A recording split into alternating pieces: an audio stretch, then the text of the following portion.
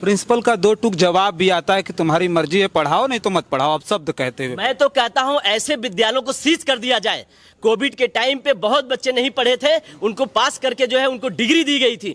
पर सबसे पहले वो जो विद्यालय है उसको सीज कर दिया जाए। सीज करने के बाद जांच बैठाई जाए और जांच बैठाने के बाद जितने बच्चे हैं उनकी भविष्य तय की जाए। ये मुख्यमंत्री जी आदेश करें कि जितने बच्चे पढ़ रहे हैं आज के बाद इस स्कूल में बच्चे नहीं पढ़ेंगे, उनकी डिग्री डिप्लोमा जो है पूरा उनके हाथ में दे, जैसे कोविड में दिया गया था उसी तरीके से देकर पहले ये स्कूल को सीज करके जितने भी अभियुक्त हैं वहां पे जितने भी टीचर्स हैं सबको कस्टडी में लेकर पूछा जाए आखिर किस तरीके की घटना थी जो बेटी इस तरीके का कदम उठाई है।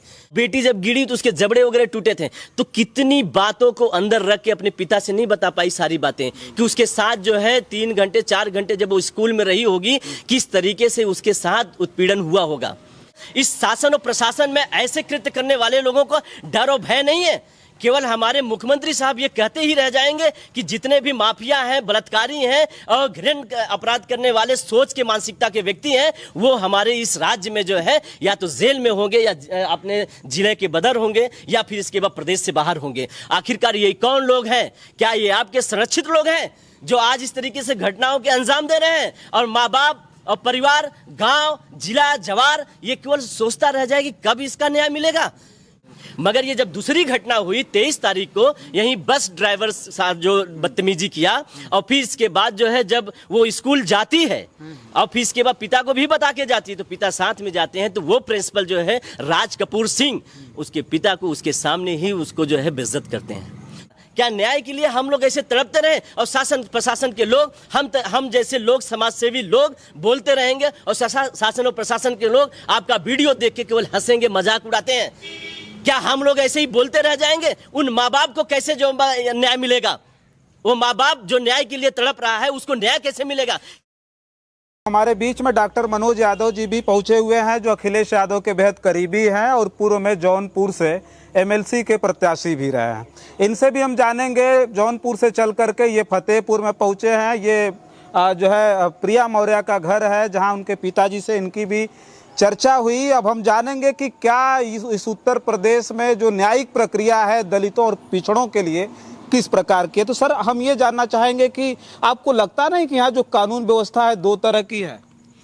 देखिए, जो हमारे यहाँ के इस समय के मौजूदा सीएम योगी आदित्यनाथ जी हैं ये धर्म से सनातनी हैं और साधु हैं और बाल ब्रह्मचर्य भी है उनके पास है कहने को, और उनके पास न तो परिवार है, न तो बेटे हैं, न बेटियां हैं। उसी तरीके से हमारे माननीय प्रधानमंत्री जी, जहां मैं पूर्वांचल से आता हूं और उस काशी क्षेत्र के वो सांसद भी हैं, उनके भी न तो परिवार है न कोई है। आज हम सब परिवार वाले हैं, हमारे पास भी एक बेटी है, हमारे पास भी बहनें हैं और परिवार में भी काफ़ी बेटियां बहन हैं। इन्होंने एक जुमले के साथ एक जुमला छोड़ा था कि बेटी बचाओ और बेटी पढ़ाओ। आज न तो बेटी बच रही हैं और न तो बेटियां पढ़ने जा रही हैं, वो सुरक्षित नहीं हैं। आप केवल चुनाव के दौरान केवल बड़ी बड़ी बातें करते हो, मगर ये ज़मीन पे कब तक उतारोगे? वो समय कब आएगा जब आप इस ज़मीन पर उतारोगे? ये स्कूल का ये दूसरा मामला आया। इसके पहले आजमगढ़ में एक बेटी के साथ जघन्य अपराध किया गया था, वहाँ से फिर इसके बाद उसकी भी हत्या कर दी गई। आज जिस तरह से बेटी का उस इंटर कॉलेज में जिस तरीके से प्रताड़ना करते हुए बेटी के साथ घटना हुई है, हम तो ये जानना चाहते हैं कि जब पिता गए थे 23 तारीख को वहाँ राज कपूर सिंह से और बस ड्राइवर का जो है शिकायत लेके, तो राज कपूर जो वहाँ के प्रिंसिपल है उनकी क्या जिम्मेदारियाँ होती हैं? जब यहाँ से माँ बाप अपने बच्चों को स्कूल में भेजते हैं तो गुरु जो होता है माता पिता से बढ़ के हो जाता है, क्योंकि वो शिक्षा देता है। हाँ, अगर पूरी जिम्मेदारी स्कूल की होती है। और ये यहाँ से छोड़ने के बाद, घर से जब छोड़ने के बाद बच्चे जब स्कूल जाते हैं तो माता जी और पिता, उनके गार्जियन ये संतुष्ट हो जाते हैं कि नहीं, मेरी बेटी जो है अब एक और सुरक्षित जगह पे चली गई है।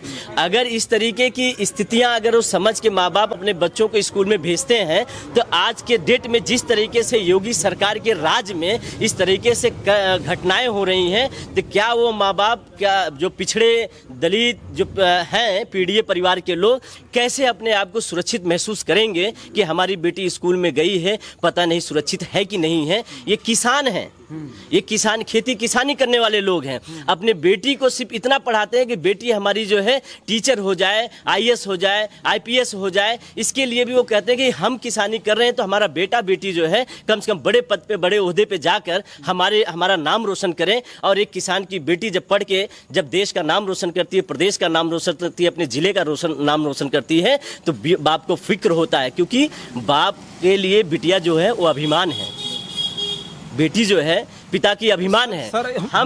हम आपके प्रश्नों का जवाब देंगे, मगर जो दर्द है मैं उसको बताना चाहता हूं कि आखिरकार ऐसी कौन सी प्रताड़ना बेटी की हुई कि बेटी तीसरे मंजिले से छलांग मार के अपनी जान को गंवा दी। क्यों उसको जो है, और फिर इसके बाद बताने के बावजूद भी बताया जा रहा है कि बेटी 15 अगस्त था उसके पहले भी उसके साथ घटना 2-4 दिन पहले हुई थी, तो बेटी जो है घर पे आके बताई थी, मगर माँ बाप ने कहा कि गुरजन है, हो सकता है कि डांट पीट दिए होंगे, बेटी इसलिए जो है इस तरीके से हम लोगों से बोल रही है। उस बात की शिकायत तो माँ बाप ने नहीं करने गया।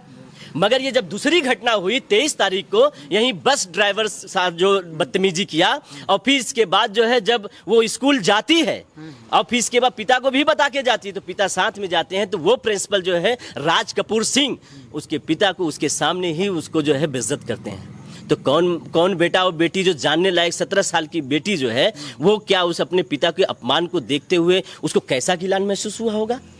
प्रिंसिपल का 2 टूक जवाब भी आता है कि तुम्हारी मर्जी है, पढ़ाओ नहीं तो मत पढ़ाओ, अब शब्द कहते हुए। मैं तो कहता हूं ऐसे विद्यालयों को सीज कर दिया जाए। कोविड के टाइम पे बहुत बच्चे नहीं पढ़े थे, उनको पास करके जो है उनको डिग्री दी गई थी, पर सबसे पहले वो जो विद्यालय है उसको सीज कर दिया जाए। सीज करने के बाद जांच बैठाई जाए, और जांच बैठाने के बाद जितने बच्चे हैं उनकी भविष्य तय की जाए। ये मुख्यमंत्री जी आदेश करें कि जितने बच्चे पढ़ रहे हैं आज के बाद इस स्कूल में बच्चे नहीं पढ़ेंगे, उनकी डिग्री डिप्लोमा जो है पूरा उनके हाथ में दे, जैसे कोविड में दिया गया था उसी तरीके से देकर पहले ये स्कूल को सीज करके जितने भी अभियुक्त हैं वहां पे, जितने भी टीचर्स हैं, सबको कस्टडी में लेकर पूछा जाए आखिर किस तरीके की घटना थी जो बेटी इस तरीके का कदम उठाई है। अच्छा, किस तरीके से कदम, क्या इनको इस शासन और प्रशासन में ऐसे कृत्य करने वाले लोगों को डर और भय नहीं है? केवल हमारे मुख्यमंत्री साहब ये कहते ही रह जाएंगे कि जितने भी माफिया हैं, बलात्कारी हैं और घृण्य अपराध करने वाले सोच के मानसिकता के व्यक्ति हैं, वो हमारे इस राज्य में जो है या तो जेल में होंगे या अपने जिले के बदर होंगे या फिर इसके बाद प्रदेश से बाहर होंगे। आखिरकार ये कौन लोग हैं? क्या ये आपके संरक्षित लोग हैं जो आज इस तरीके से घटनाओं के अंजाम दे रहे हैं? और माँ बाप और परिवार, गांव, जिला, जवार ये केवल सोचता रह जाए कि कब इसका न्याय मिलेगा, कब न्याय मिलेगा? क्या न्याय के लिए हम लोग ऐसे तड़पते रहे और शासन प्रशासन के लोग, हम जैसे लोग, समाजसेवी लोग बोलते रहेंगे और शासन और प्रशासन के लोग आपका वीडियो देख के केवल हंसेंगे, मजाक उड़ाते हैं? क्या हम लोग ऐसे ही बोलते रह जाएंगे? उन माँ बाप को कैसे जो न्याय मिलेगा?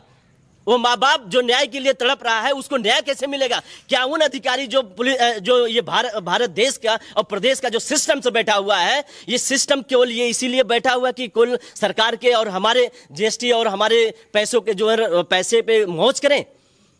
ये नहीं खुलासा कर सकते? कितने मिनट का काम है, कितने मिनट का काम है? एक चोर और एक बदमाश को पकड़ के आप ये निकाल लेते हैं कि ये अपराधी ये इस तरीके से काम किया, फला से जगह फला उठाया, फला जगह से फला चोरी किया और ये अपराध है, इसको केस लिखा, तुरंत इसको जेल भेज दिया, जिस न्याय में आता हो। मगर क्या ये पूरा पुख्ता सबूत जो है पिता दे रहे हैं और फिर भी प्रशासन चुप बैठी है, मौन बैठी है?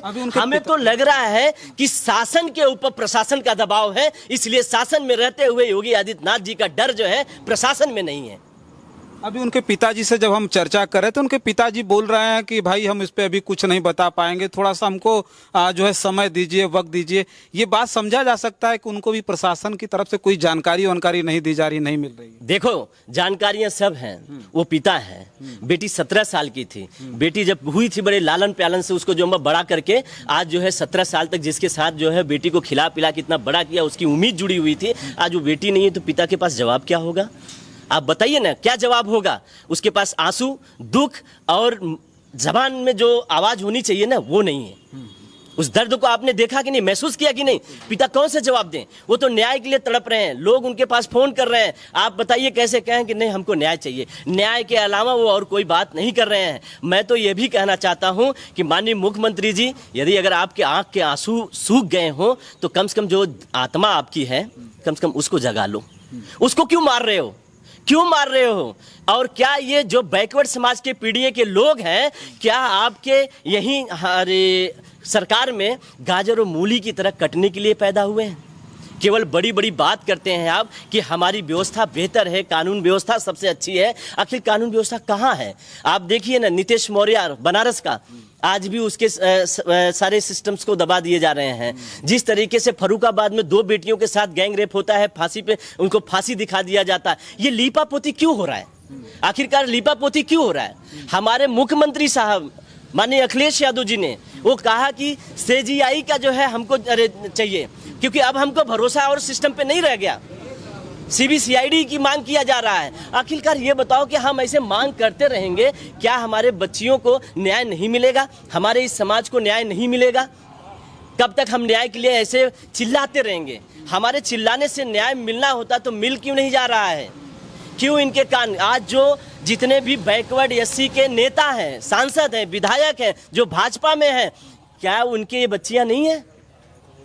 कंगना रनावत जैसे लोग बेबाक बोलती हैं, 2014 से भारत में आजाद हुई हैं, ये क्या ये भी नहीं बोल पा रही हैं? स्मृति ईरानी जी कभी भी कोई बात होता था चूड़ी और कंगन मनमोहन सिंह को बेचते थे प्रधानमंत्री जी को, आज क्यों नहीं बोल रही हैं?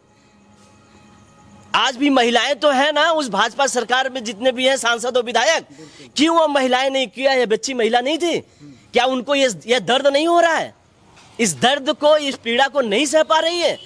जितना हत्या, बलात्कार, लूट, घसोट, माफियागिरी इस सरकार में चला, शायद किसी सरकार में देखने को नहीं मिला होगा। सिर्फ पलटवार करके अपने सरकार का जो है बबूली और अपने मिट्ठू मियाँ होते हैं। पर ये बताइए कि क्या जो मैं अब यहाँ पे आया हूँ, आपके माध्यम से, आपके मीडिया के माध्यम से ये आवाज़ उठा रहा हूँ, क्या उन लोगों के एलायु क्या नहीं बैठे होंगे यहाँ तक? मुख्यमंत्री साहब को नहीं जवाब देते होंगे? बाप को देखें, माँ को देखें, पूरा परिवार गांव जेवार ये बैठा हुआ है। कब बेटी प्रिया को न्याय मिलेगा? आखिरकार किसके साथ गुहार लगाया जाए? भरोसा किस पे रहे?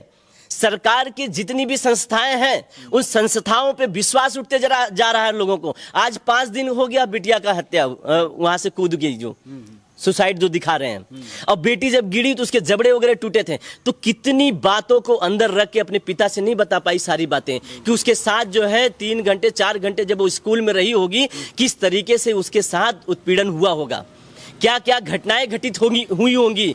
उस बात को बाप से भी बिटिया नहीं कह पाई, क्योंकि उसके जबड़े जो है टूट गए थे, आवाज बाहर नहीं निकल रहे थे। तो सोचो हम लोग क्या आंकड़ा लगाएं, क्या बात समझे कि बेटी के साथ किस तरीके से हुआ है। हम तो मांग करते हैं माननीय प्रधानमंत्री जी से और माननीय मुख्यमंत्री साहब से कि आपका राज्य है, यहीं बगल में आपके केशव प्रसाद मौर्य जी भी हैं, वो हमारे यहाँ के उप मुख्यमंत्री हैं, और उनके समाज की बात है। आप समाज के नाम पे इस तरीके से उनके कंधे पे बैठ के सत्ता पे बैठ के मलाई खाने का काम मत करिए। समाज की लड़ाई लड़ो। समाज इसलिए आपको आगे बढ़ाया है कि हमारी आवाज आप वहां उठाएंगे। आज बताओ कि कौन बात उठाएगा इस बेटी का न्याय दिलाने के लिए? कोई है ऐसा भाजपा का नेता?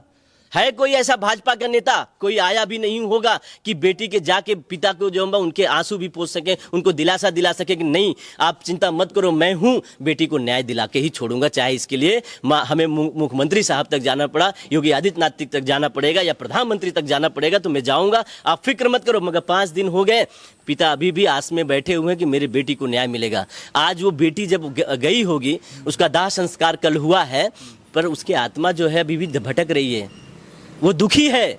मैं उन सनातनी के लोगों से कहता हूं कि अगर आप मानते हो इस बात को, तो आत्मा अभी भी भटक रही है। कब न्याय दिलाओगे आप? कब न्याय आएगा? क्या इस तरीके से ऐसे चलते चलते सारी बातें दब जाएंगी या बेटी को न्याय मिलेगा?